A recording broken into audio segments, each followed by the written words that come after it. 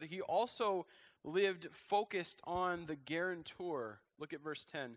For he was looking forward to the city that has foundations, whose designer and builder is God, not whose designer and builder is Abraham. He was focused on God as the guarantor of the promise.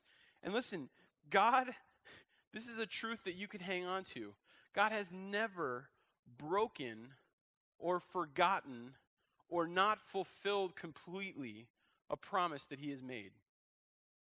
He is the perfect guarantor of any promise that he makes. And I think sometimes we have a hard time understanding this because we play this out in a real world where I make a promise to somebody and I'm human, and they make a promise to me and they're human, and we fail each other. My parents have failed me. My brother has failed me. I have failed them. My wife has failed me. I have failed her. We aren't perfect in guaranteeing and fulfilling and following through on our promises, but God is. He is the perfect guarantor. He has never broken a promise. He has never forgotten a promise. He has never partially fulfilled a promise that he did not mean to completely fulfill at some point. And says that Abraham, when God made the promise, it says he believed and it was credited to him as righteousness.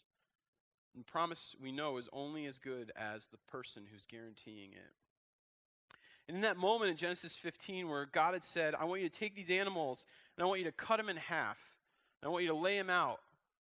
And he came down and he passed through. It seems like this really barbaric, archaic, disgusting kind of thing. But in Abraham's day, when people made a covenant with each other, this was called cutting a covenant. And what they would do is they would take an animal, cut it in half, lay it out, prepare it, and two people would make a promise to each other, and two people would walk between these two halves of an animal, and they were saying to each other, I'm going to fulfill this promise, and if I don't fulfill this promise, let the same thing that's happened to this animal happen to me.